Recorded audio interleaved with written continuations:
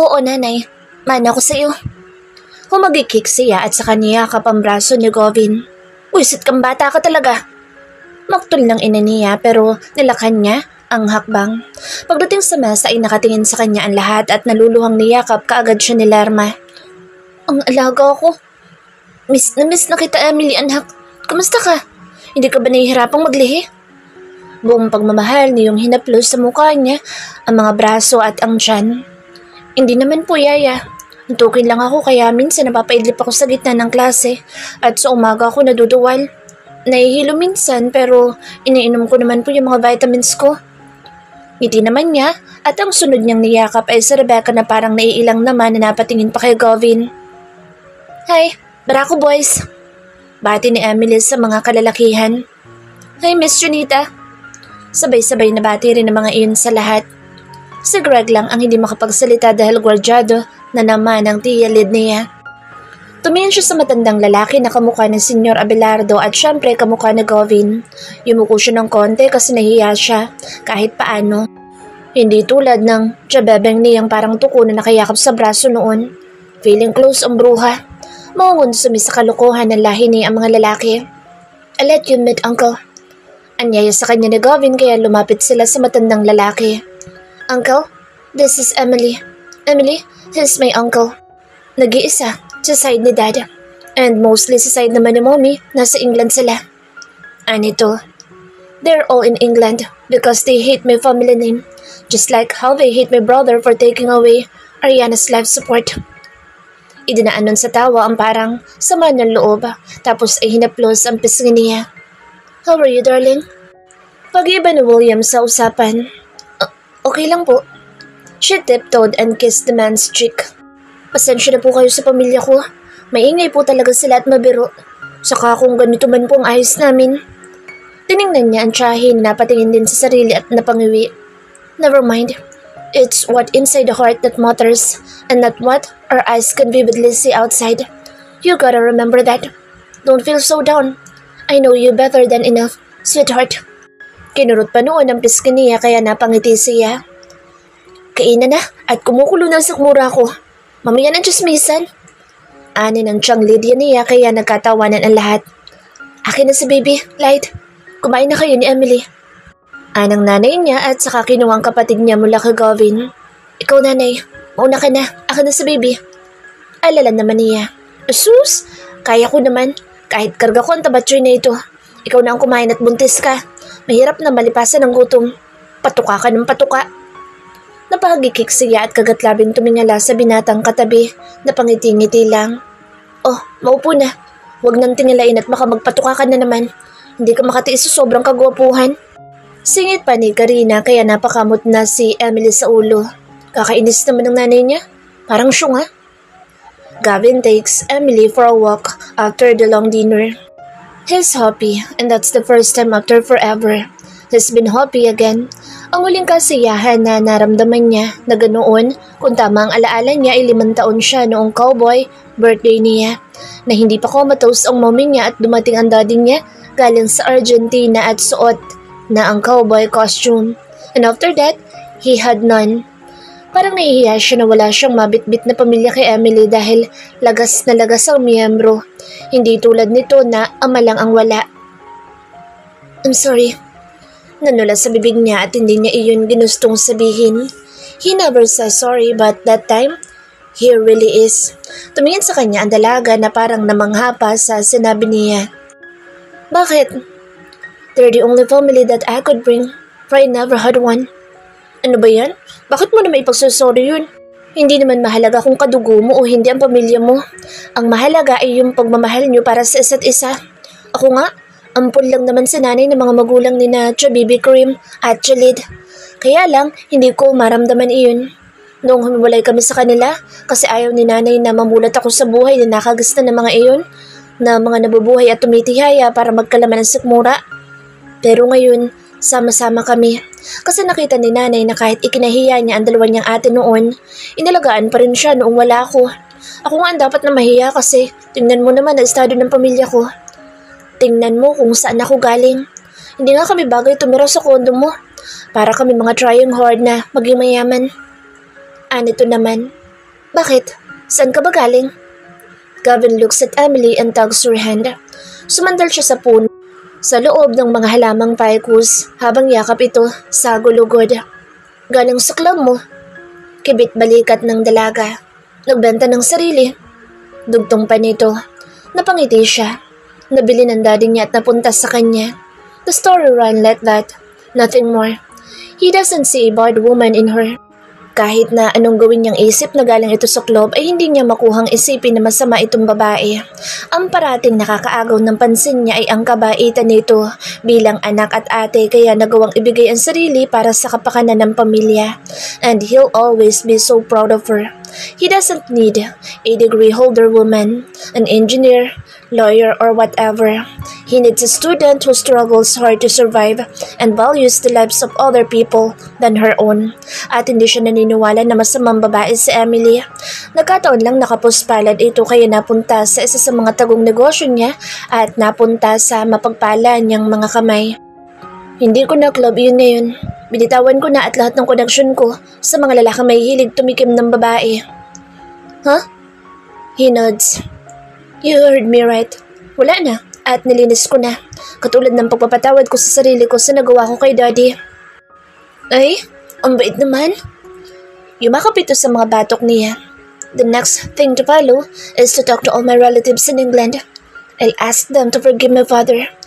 I realized that if it was so hard for me, how much more to him? Well, he's my mom's husband. Tama. Pasuklay-suklay ang mga daliri nito sa buhok niya at gustong-gusto niya ang pakiramdam na iyon. Gusto niya ang pagpapahalik nito dahil ang kulit at nakakatawa. He doesn't even find her flirtatious as well, but rather finds her funny and childish. Saka baka ayaw na niyang nakikitang nahihirapan ng mommy mo. Kung hindi niya mahal iyon, hihintayin niya ba iyon ng maraming taon bago tuluyang alisan ng life support? Siguro, naisip niya na masyado na rin niyang pinahihirapan ng nanay mo at inalis na niyang selfishness when he had finally learned to let go. Ako? I won't let go. Call me selfish, but if it happens to the person that I value as much as I value my life, the woman that I love, I won't ever let go. Sabay na kaming mamamatay kapag matanda na pero hindi ko ilalet go, which I don't ever want to happen to me and to my lady. Seryosong pahayag niya pero sa ilalim ng may kadilimang paligid ay nakita niya ang ngiti ni Emily. Sino lady mo? Pilit na naman itong inaabot ang baba niya pero hindi siya tumutungo. The mother of my child. Napahagikik ang dalaga at lalong tumingkayad. He feels being so loved when she attempts to kiss him. Kahit wala itong sinasabi, ramdam niyang mahal din siya ni Emily at natutuwa siya dahil parang namulat na ang pakiramdam niya sa mga bagay-bagay. His precious senses are definitely working fine. Napag-aaralan na niya ang mga sinasabi ng mommy niya noon na kahit anong sabihin ng bibig, pwedeng iba ang laman ng kalooban ng tao. Some could lie, some could pretend, some are true, and he's not afraid of Brent anymore. Si Emily lang ang dapat niyang katakutan at hindi ang lalaking iyon. She has the willpower to dictate her own, what to choose and who to choose, and no matter who she will choose, in the end, he'll accept his own defeat and rejoice for his victory. That's life anyway, a never-ending practice of trading and gambling. Kailangan na sumugal para sa mas ikabubuti ng buhay at maging handa sa pagkatalo. Ang mahalaga, natuto na lumaban sa hamon ng buhay at hindi basta nalang sumuko, lalo na kung marami pa namang paraan na pwedeng gawin. Father of my child, pakis na nga. She barely whispered, pulling his head down. Halos maglambitin na ito sa leeg niya kaya sinusuportahan na niya bago pa ma-out of balance. Ang kulit lang nito talaga. At mas magandang investment pala ang pagmamahal kaysa sa pera. Nararamdaman niyang masaya siya dahil hindi niya binibili ng kwarta ang babaeng mahal niya. Init na ako. Kala mo, gagasain na rin kita kapag nagkaroon ako ng pagkakataon. She pulled her and kissed his jaw. Natuwa siya sa sinabi nito. Ramdam niya na pinaninigasan siya pero hindi na muna. Hindi hanggat hindi galing sa bibig nito ang salitang mahal siya. Nararamdaman niya pero gusto niyang marinig. And if she's going to tell him by next year, then he'll make love to her by next year as well. That's his best way to make her feel being respected. She's lost it once and he knows that she's still building it up again and he'll help her. Ibabalik niya respeto nito sa sarili kahit na minsan na ibinenta ang sarili para sa pagmamahal sa ina. Mainhin ka rin talaga, no? Biro niya kay Emily. Oo, sobrang hinhin ko kaya pakisin mo na ako, Boss Light. Naglalaway na ako? Diyos mo naman, bakit pa ikaw ang kinahihiligan ko? Please na, please. Pakiusap nito na halos matumba na sa pag-abot sa kanya. Hindi mo pa ako mahal niyan? He gazed at her lips. Hindi pa. Bukas pa kita mamahalin. Crush pa lang kita ngayon. Natawa siya pero tuluyan na itong nagpakarga kaya wala na siyang nagawa kung hindi alalayan na ito at ito naman ang sandal sa puno. He smelled her neck and brushed his nose against her throat.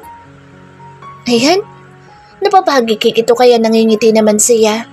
She began to caress his shoulders and it drives him mad. Nagtitimpi lang siya dahil kasama yun sa pangako niyang binitawan sa sarili niya. And he had never experienced getting intimate with a woman under the dim lights of a restaurant garden. Kanino ka ba humihingi ng halik? He nibbled her jaw and fondled her thigh. Wala. Sa father of my child lang. Crush na kasi kita ng 101% at si Prof ay 100% lang. A giggle comes after. That's bullshit, Emily. Siya naman ang nawala ng salita nang bigla siya nitong halikan at ang masusuyong kamay ay humahaplo sa ulo niya. Really bullshit, Calvin. She sexily moaned his name in between their kisses. She's so much of a woman, a temptress. Emily's kisses are passionate and hungry, and so Gavin just kept his thoughts to himself and just equaled her intimacy. Nakaupo si Emily sa ilalim ng pine tree at naghihintay kay Gavin na puntahan siya dahil schedule ng prenatal check-up niya. Ilang linggo na rin ang lumipas at 2 buwan na ang tiyan niya. May umbok na at halata na. Hindi pa siya kinakausap ng mother counselor nila pero handa naman siya. Hanggang sa mga oras na iyon ay matyaga pa rin si Gavin na pabalik-balik para ihatid at sundo siya. Kapag wala, si Greg ang sumusulpot. Nag-uumpisa na rin kasi ang trial ni Erica at ang unang beses na tindig ni Gavin sa korte ay nandoon siya. Grabe ang paghanga niya sa binata lalo kapag nagsasalita ay napapanganga siya. Nganga siya sa English na British accent, lalo niya lang tuloy na paglilinhan at minamahal. Patingin-tingin siya sa suot na relo pero wala pa din si Gavin. Wala ka pa bang sundo? Tanghali na, baka gutom na si baby. Ani Clarissa na naiwan dahil umuwi na si Pamela. As usual, may inasikaso na naman ang kaibigan niya sa mga kapatid na naiwan. Wala pa. Nag-text naman. May rush lang daw na tinapos para sa sunod na hearing. Anya naman. Okay, kala ko walang pasintabi na basta na lang hindi sumusulpot. Papangahan ko siya kahit na bilyonaryo at gwapo siya. Ani Clarissa kaya natawa siya pero kaagad na natigilan nang biglang may tumabi sa kanya at nang mapatingin siya ay si Brent iyon. Bihira na lumapit ang lalaki sa kanya pero hindi naman siya nagbabago. Oo, may limitasyon ang pagsama niya sa professor pero kaibigan pa rin ang turing niya rito at hindi pa rin naman niya sinasagot ang tanong kung pwedeng manligaw. Halata naman kasi na wala na siyang higit na gusto bukod sa pagkakaibigan at hanggang doon na lang siya. Can we talk? Formal na tanong nito sa kanya kaya ngumiti naman siya at tumango. Tungkol saan, Prof? Inosenteng tanong niya dito pero tumingin ito kay Clarissa. Please, excuse us for a while. May pag-uusapan lang kami ng kaibigan mo. Formal na saad nito sa kaibigan niya na hindi naman lumayo at naupo lang sa kabilang puno. Mga 3 metro ang layo sa kanila. Bakit seryoso ka? May problema ba? Malambing na tanong niya sa lalaki na tumiim ang titig sa kanya. Ano ako para sa'yo, Emily? Yung totoo, pinaaasa mo ko? Direktang bintang nito sa kanya kaya sumama ang loob niya. Ano yan? Ano yung nasa tiyan mo at bakit lumalaki? Hindi ka pa ipinatatawag ng guidance. Wala ka namang asawa para magbuntis. Sinong ama niyan? Halos gigil na tanong nito sa kanya. Nagyuko siya ng tingin pero ibinalik din niya ang mga mata sa kaharap. Wala siyang dapat na ikahiya at mas lalong hindi niya ikahihiya ang anak niya.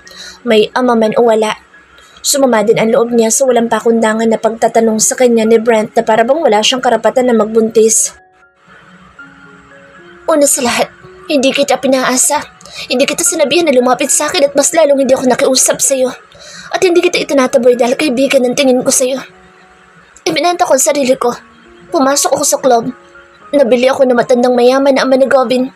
Siya ang kumuha sa akin at siya lang. Ngayon, paano ko naman nahayaan na maligaw ka ng formal sa akin kung ganoon ang pinagdaanan ko? Anong may pangmamalaki ko sa'yo? Naluluhang tanong niya rito na parang natilihan sa kinahupan. Oo, Prof. Marumi na akong babae at galing ako sa club. Pero tinanggap ako ni Gavin at hindi niya ako hinayaan na mapariwara ang buhay. Tumulo na ang mga luha niya at parang lumambot naman ang anyo ng isa. Mahal mo ba siya?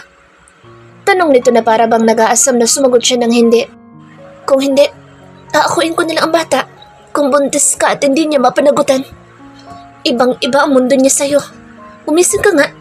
Galing ka sa putik at siya'y nakaupo sa pedestal. Anong gagawin niya sa'yo? Gagawin ka lang niyang muchacha dahil ganoon sila at ganoon ka. Hinawakan nito ang braso niya at namumula ang mga mata na parang may iyak.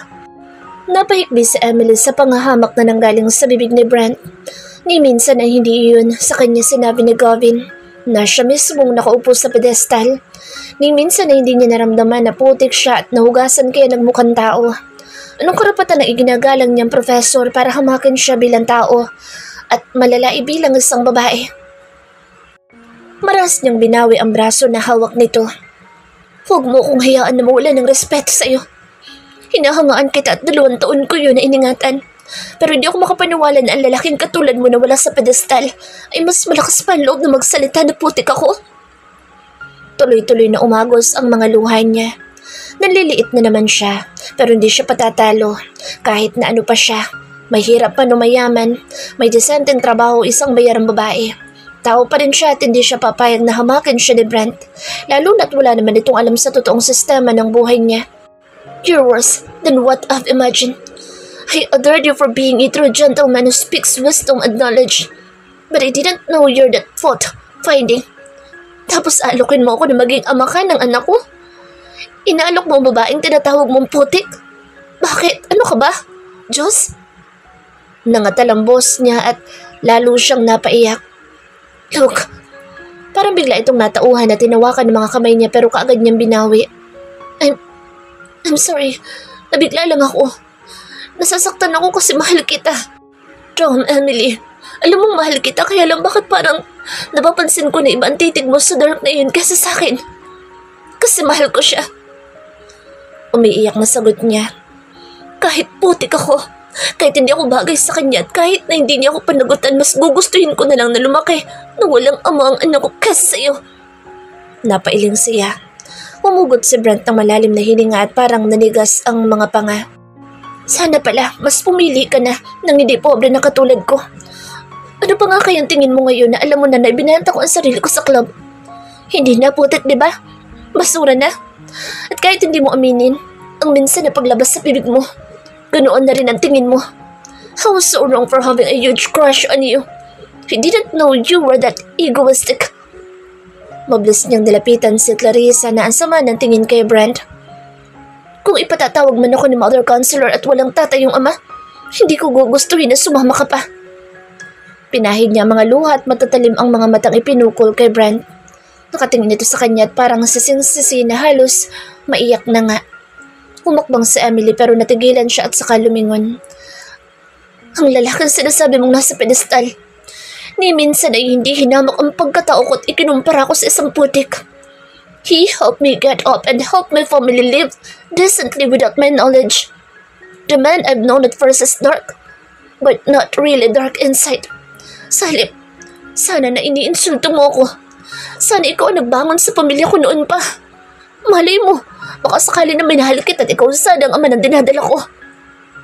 Litanya niya. At nang maramdaman niya na tumulo na naman ang mga luha ay kaagad na niyang pinahid at hinila sa Clarissa sa kung saan mapapag-isa sila. Tana, grabe naman si Frog. Masama na ugali. Porkat hindi lang napagbigyan sa hiling na maging girlfriend ka. Nakapagsalita na ng ganoon. Alo sa kanya ni Clarissa. Napasandal siya sa poste na isang kubo at yumuko. Tama naman siya. Hikbi ni Emily. Naramdaman ko rin iyon noon kaya lang kahit na nahihiya ako. Mas matimbang yung pagmamahal ko kaya nilulunong ko. Ilang beses ko rin na naitanong sa sarili ko kung bagay ba ako sa isang kagaya ni Light. Kaya lang kahit alam ko naman na hindi, iniitsupwera ko na lang kasi hindi naman mababa ang tingin niya sa pagkatao ko. Kasi totoong may respeto siya sa'yo. Kahit ng pagkakakilala natin sa kanya nung una ay masama. Hayaan mo na si Prof. Brent. Na-disappoint din ako sa narinig ko sa kanya. Kahit na halimbawa masama ang loob niya, sana hindi niya binanggit ang estado ng buhay mo. Natin. Kasi parehas naman tayong mahirap lang. Parang nainsulto din ako. Umiling siya at masama ang loob na pinahid ang luha. Tama nga si nanay. Hindi lahat ng tao na nagpapakita at nagsasalita ng kabutihan ay totoong mabuting tao. Minsan magaling lang siyang mangaral sa ibang tao pero hindi naman nila na-i-apply sa sarili nila. Kawawa naman baby ko. Putik ang nanay niya at marumi pa. Yayakap sana siya kay Clarissa pero may inginuso ito sa likuran niya. Agad siyang napalingon at ang walang kasing formal na mukha ni Gavin ang sumalubong sa kanya. Pawis na pawis ito at parang hinahanap yata siya sa buong campus. Nang hindi siya makita sa ilalim ng puno kung saan niya ito laging hinihintay. Who made you cry? His question was stern and so as his face. Alam na niya ang mga matang iyon na parang nagiging dark brown ang kulay kapag nagagalit ito. Umiling siya at sumulyap naman ito sa tiyan niya. Inakbayan siya nito at tuluyang kinabig. Hindi na siya bata para magsumbong pa. Ayaw niya na mas lalo pang lumala ang gulo kaya tatahimik na lang siya. I know you will never speak but I'll find it myself and make that asshole pay. Hindi kita pa naiiyak kaya walang karapatan ng kahit na sino na paiyakin ka. He declared with so much emphasis. Yumakap siya sa bewang nito at sumandal sa dibdib. A comfort enough and a warm hug can ease all the pain. Kapag ito nagsabing hindi sila bagay, doon siya tuluyang susuko na. Kaya ba hindi mo ako sinama sa event na yun noon dahil hindi ako bagay doon dahil mahirap ako at mayaman ka? Dahil putik ako at nasa pedestal ka? Sumingot siya at nagpahid sa necktie ni Gavin. He cupped her head and kissed her hair. No, I just didn't want them to see you. My world is chaotic and there are lots of cruel people who live in it, as well as men who will ogle your beauty. Kung hindi kita isinama, dahil iyon ayoko na makita kanila dahil baka agawin ka ng isa sa kanila sa akin. I want you only for my eyes, and I want you only for myself. I was afraid for you to find a better man because I knew I was worse. And whoever says that you're Scott or Meyer, one day I'll make him say that you are not. He chins her up and wipes her tears but it only made her cry. Gumaan ang pakiramdam niya pero lumuluha siya kasi parang buong-buo ang pagkatao at pagkababae niya sa mga salitang iyon ni Gavin. Sa mga sandaling iyon, ito lang ang kailangan niya para tumahan siya at matanggal ang panliliit na nararamdaman. She needs his words and only his, not from anyone, especially not from Brent. Masakit tanggapin at masakit pakinggan pero sino ba naman iyon para husgahan siya kung ang mismong lalaking bumili nga sa kanya ay hindi naman ganoon ang tingin sa pagkatao niya bilang babae. Gavin faces Brent for the second time inside his building. Hindi niya alam kung ano sadya na lalaki pero hindi na siya interesado. Matyaga siya sa panliligaw kay Emily at napapanindigan niya ang salitang walang galawan na magaganap hanggat hindi inaamin sa kanya ng dalaga ang totoong nararamdaman noon para sa kanya. They're intimate almost every minute while they're spending their time together. But he had learned to control himself and be contented for a passionate kiss and warm hugs. And that girl is as sweet as hell. Palagi na lang siyang inaasar tapos mayat-maya pa ang halik ng halik. At kinikilig naman siya.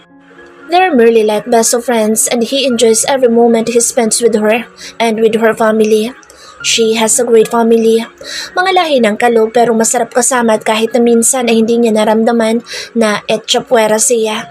Pakaramdam niya ay totoong parte na siya ng pamilya at nabubuo ang kulang sa pagkataon niya. Para nga sa kanya ay sapat na iyon. Kaya lang inaasam pa rin niya na lumabas sa bibig ng dalaga ang salitang mahal din siya kahit nararamdaman naman niya. What do you need? Maangas na tanong niya matapos siyang mapatigil sa paglalakad sa pasilyo galing sa conference room. Makamatay na titig ang binigay niya kay Brent at kung siya ang masusunod, patitiklopin niya ito gamit ang kamao. Kung ang kinatatakutan niya noon ng mga bully sa eskwelahan ay nanahimik matapos niyang tutukan ng baril, paano pang walang hiyang professor na nagpaiyak kay Emily niya noong nakaraang araw? If he were to decide, he'd better knock them on and put him down on his knees. But when he told Emily, of course, she disagreed. You can always defend me by simply being there to stop me from crying and keeping me all from harm. You need not to punch or beat down the people who make me cry. It's always enough to know that you really care. Siyempre naman ay nalusaw ang puso niya sa mga salitang iyon kaya kahit na gusto niyang barilin ang bunganga ni Brent sa pagtawag sa mahal niya na putik at muchacha raw, hindi na lang niya ginawa. Now, she's managing his life. Of course, he still has that power to rule himself but he respects Emily and he will always try to listen first before he makes his dark moves. I am here to tell you frankly that Emily and I are okay. Anito at magugulat ba siya kung nauna nang magulat ang pangan niya nang bigkas iyon? Why does his bother to hear Brent say that this man and Emily are doing okay? That's good to hear.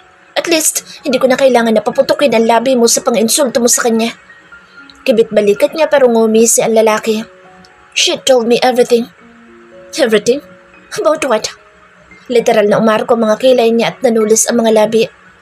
She told me that you bought her, using your money, got her from the club, and you got her pregnant. Namulis ang lalaki at titig na titig sa mukha niya. And so? I made her realize that she doesn't fit your personality. I think she got it this time. Noong una umiyak siya pero naiintindihan niya ako. Tila mayabang nasabi pa nito. Calvin felt nervous at the same time mad. Mapapatay niya talaga ang demonyo kapag hindi siya nakapagpigil. Walang hiya ka. Mariin na bigkas niya. And she doesn't love you. If she does, bakit hanggang ngayon naliligaw ka pa? Lumobo na ang tiyan niya, di ba? Dapat kayo na. Hindi niya pa rin ako binabastad kahit na nagtampo siya nung una. Just in case na mawala ka, may reserba siya. And I'll accept her wholeheartedly. Tuluyang kumulo ang dugo niya at galit na inilang hakbang niya ang distansya nila ni Brent at kinuwelyuhan ang lalaki na kaagad din naman na lumaban. That will never happen! He fumed and punched Brent's face, but the man just lost his balance. Sinuntok din siya nito pero para siyang bakal na hindi nasaktan. I'll kill you now! I thought you were a man enough to fight fairly, but I was so damn wrong. Calvin gritted his teeth as he grabbed Brent by his collars and pushed him off the wall. Isa pang suntok ang inabot nito sa kanya pero tumawa lang ang lalaki matapos na matumba sa sahig. You planted your seed inside her, but your child will never call you daddy. It will be me. Hirit pa noon na tumahangos na kinontrol niya ang sarili, kaya halos mag-init ang sulok ng mga mata niya sa pagtitimpi. In your dreams, asshole! Get the hell out of my sight! Bulhaw niya rito at nang tila bingi ng umisilang ang lalaki, siya ang tumalikod. Kahit na may parte sa puso niyang parang nasaling nito dahil natatakot siya na baka nga kaya hindi pa sa kanya sinasabi ni Emily na mahal siya ay hindi pa yun sigurado sa kanya. Mas naniniwala pa rin siya na mahal siya ng dalaga. He won't stop until he hears her say she loves him back. No one can ever sue him away. Only Emily can. Ma-pride siyang lalaki pero lahat iyon nalunok niya para sa iisang babae lang dahil mas matimbang ang pagmamahal niya kaysa sa walang hiyang pride niya. At kung nagawa na niya, tuluyan na lang niyang hihintayin na itaboy siya ni Emily pero hindi nang walang hiyang isang professor. He's damn disappointed. How could a man act that pathetic? Hindi siya basta-basta madadala lang ng sabi-sabi lang. He's a real man, matured enough and tested by life. Sa mundo pa lang na ginagalawan niya, hasang-hasa na siya na makiharap sa mga plastic at mga traidor na tao. And what made Brent think that he would believe such stupid words? Hindi niya binasag ang ego at pride niya para lang sa bandang huli maniwala sa sabi-sabi. He'll wait until Emily speaks and pushes him away, not to let a stupid asshole sue him away, and waste all his dumb efforts to gain a woman's precious heart and attention. Sir Dark! Nagmamadaling lapit sa kanya ng secretary niya pero hindi niya pinansin iyon. Inis na ibinalibag niya ang pinto ng opisina matapos na makapasok at napatingin sa kamao niyang may dugo pa galing sa nabasag na pisngi ni Brent. Tuloy-tuloy siya sa banyo at napatunganga sa sariling refleksyon sa salamin. He calmed his raging temper. May totoo ba sa sinabi ng lalaking iyon? Kung meron man, baka sinasabi noon na magkaayos na ang dalawa ni Emily at natatakot siya sa closeness na iyon. Not just because he's jealous alone, but he's afraid for whatever kind of treatment and false attitude Brent will hold towards her. He can force her to put Brent off. It is Emily's choice to make and not his. Minsan na niyang ginawang preso ang babaeng gustong-gusto niyang makasama at hindi na niya kailanman uulitin iyon o kahit nasakalin man lang sa mga bagay na gusto nitong gawin. If he finds it's dangerous for her, then he'll just protect her, warn her if possible and make her understand. Not to fight with her if she will strongly disagree. That's respect. That is indulgence. That's love. And I have it all in me. For her. Only for her. Matagal na nakatunganga si Emily sa screen ng cellphone at naghihintay sa reply ni Govin. Napaaga ang uwian dahil wala ang professor para sa last subject kaya lang nagre-ring lang ang cellphone at pinapatayan pa siya. Nung una naisip niya na busy at baka may meeting o kung ano man. Kaya lang makalipas ng 30 minutes ay ganoon pa rin ang ginagawa at naiiyak na siya. Wala siyang ginawang masama. Maayos sila kahapon na naghiwalay pagkatapos niyang akitin na magmas. 5:00 ng hapon. Inihatid pa siya papauwi at 8:00 na nang umalis sa kondo at parang tinatamad pa nga na lumayas. When he got home, they texted until 11 o'clock p.m. Pinilit lang siya na patulugin dahil buntis siya. Tapos ngayon na magpapasundo na siya, hindi na nagre-reply. He just texted good morning when she woke up and nothing more. Si Greg ang sumundo sa kanya dahil may early meeting daw sa Govin. Uuwi na ba ako? Busy ka pa ba, boss ko? Kaya ko naman mag-isa. I just need a go signal. Anya sa text pero parang kinakabahan na siya sa hindi pag-reply sa kanya at pagkansela ng tawag. She's about to cry and feeling disoriented. Parang umaatake ang kanagahan ng hormones niya sa katawan at kung ano-ano ang naiisip niya. Baka naman nagsawa na sa Govin. Baka may nakilala ng ibang babae. Baka may nakilala na hindi putik at desente. Masigit pa kay Sheena Miranda at milyong higit kesa sa kanya. Kinusot niya mga mata nang maramdaman na tutulo na ang luha niya at niyakap ang bag na dala. Wala pa naman ang mga kaibigan niya dahil nasa klase pa. Magkakaiba naman kasi sila ng block at nagkakasama-sama lang sila ay kapag 12:30 na. 11:00 pa lang at nag-iisa siya. Mag-isa siyang naghihintay hanggang sa may magsalitang babae sa harap niya.